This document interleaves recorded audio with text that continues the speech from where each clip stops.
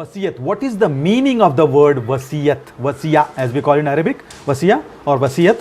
What is the meaning of it? Now, this word is used multiple times in Quran, different forms. Of course, there are different forms of the word, different forms. Almost more than 30 times this word wasiyat has been used by Allah subhanahu wa ta'ala, as He uses this in the main verse which is related to inheritance. Surah number 4, ayah number 11, Allah says, Yusikumullahu fi awladikum, and He goes on. It's a very, very big verse where all the shares are mentioned. This is the main verse of the inheritance. So there Allah uses the word yusikum, and then Allah makes the wasiyas to you. So what is the meaning of wasiyat? Of course, in when you say this word in Urdu, wasiyat, the only one meaning that you get is the final will that you make, wasiyat. That is the only meaning you get. But linguistically speaking, that is not the only meaning. That is not the linguistic meaning of it. That could be one of the meaning. But wasiyat is used in multiple contexts. Like for example, if you are going on a journey, you are alone going on a journey and your family is going to stay behind.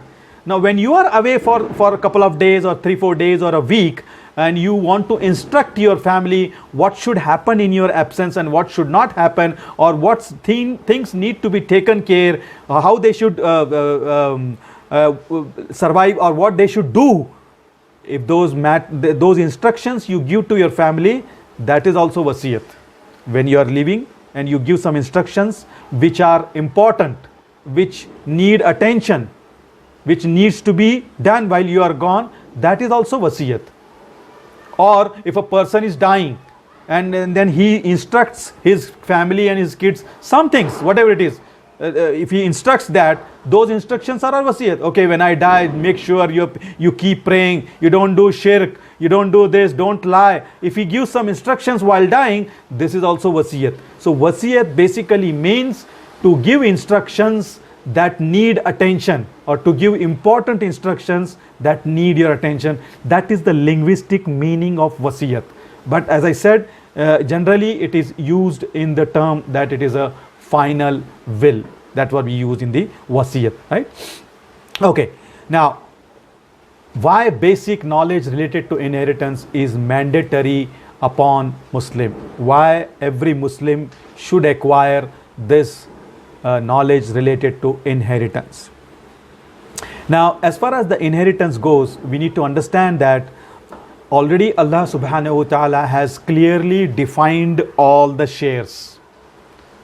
All the shares, how many are there? And He has defined all the inheritors also. So not much is needed to play there, right? That things is already decided. But as I said, a certain portion, a certain authority, a certain authority on a certain portion of that wealth is also assigned by Allah subhanahu wa ta'ala to the person who is in charge of that wealth. Of course, we should, as I said, we should also always have the mentality that whatever I have today is not mine, it is Allah's. Because when you have this mentality, even if you lose it, you don't feel it. I mean, yes, as a human being, you feel little bit upset, but you don't grieve like, okay, I lost it. Had it been there, I would be this, I would have done. No, this is Allah's wealth.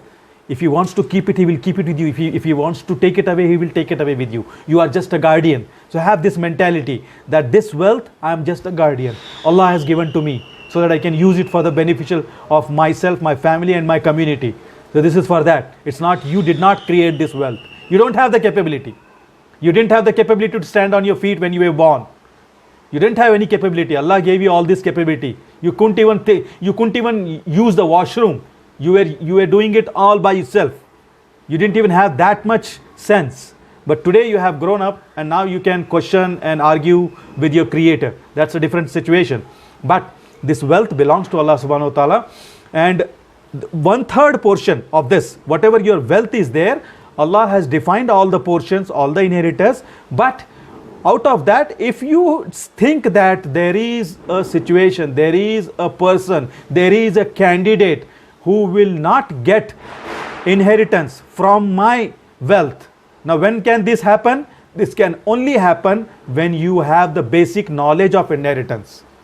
That you know who are your valid inheritors, and you know who is going to get how much when I die. In this situation, of course, the situation you don't know when you are going to die, but most probably at this situation, if I die today, these are my inheritors. At that time, I know that this XYZ person is definitely not going to get it. No matter what happens when I die, he's not going to get it. But that person, that individual, you want him to get benefited. For whatever reason, he helped you, he was there for you. He may be your friend, he may be your brother. Brothers don't get inheritance if your kids are there.